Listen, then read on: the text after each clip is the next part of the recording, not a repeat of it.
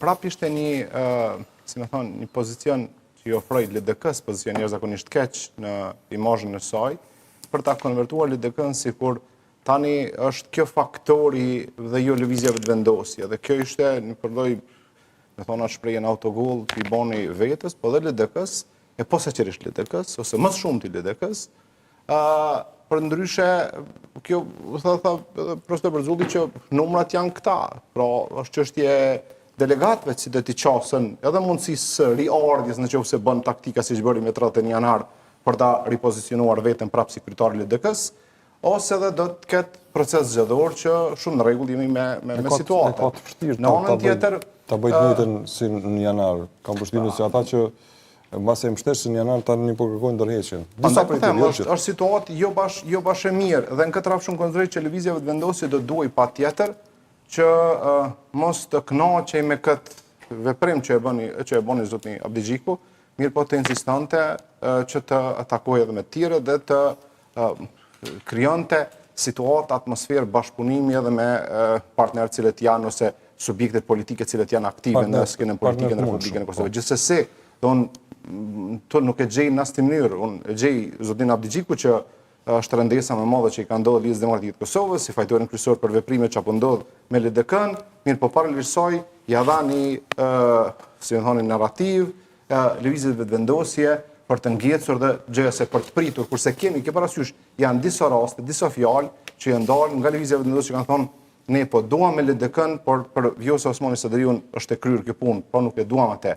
Dhe i bie që e gjithë LDK-ja, se mos ata që s'po kuptojnë hala, që në kryetërës edhe andaj po them, Vjosa Osmani mori pjesë në takim duke e ditur që vetëvendosja nuk do të kanë ndaj për presidentin.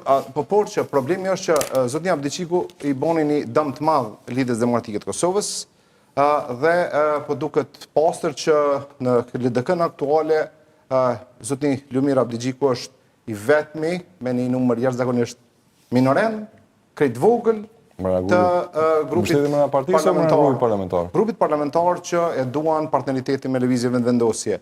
Dhe unë prapë po them, është argati kryesor zotni Abdigjiku që po e shtyn LDK-n drejt tentimit për bo bashkim qeveritar dhe bashkëpunim në sens funit me lëvizjen vetëvendosje. Po, Amira keq sipas teje tashte se kur i ka bo dëm shtëpisë vet, ku ka mirë ato? Ma mirë mi bo dëm shtëpisë vet në benefit të shtetit apo jo, ç'është ta merr mend? Lidhja Demokratike e Kosovës gjithmonë ka qenë nuk më ne që ka bo dëm, absolutisht. Lidhja Demokratike e Kosovës në historinë e më të re të Republikës Kosovës është kontribuensja, është parti shtetëndërtuese në Republikën e Kosovës, përveç se shtetëformuese, shtetëndërtuese dhe s'ka kallëzu kohën e fundit shtetëndërtim hiç, as pak. Ka treguar pozicion të saj prej një subjekti opozitor, jashtëzakonisht të kulturuar dhe të maturuar. Jo, çfarë, as kulturuar, as maturuar hiç, unë konsideroj që propaganduar, me të gjitha të vepru kundër konstituimit të institucionit të Kosovës, shqyrësh janë fill pa. LDK-ja që unë kam i gjejë dhe kritikoj, shqyrësh janë fill pa që procesin e fundit elektoral. Është njëna prej subjekte politike që ka histori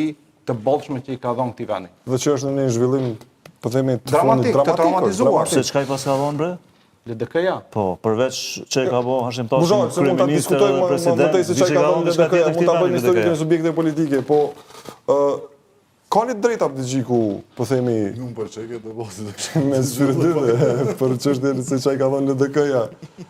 Po themi, autogola po jo, ai po thot, unë jam partisë ti, jam pro krijimit të institucioneve dhe shmangjes edhe një palë zgjedhjeve, që janë krejt pa nevojshme për Kosovën. Gjithë në fundfundin në diskursin subjektive politike përfaqësuesve gjithë janë kundër zgjedhjeve, po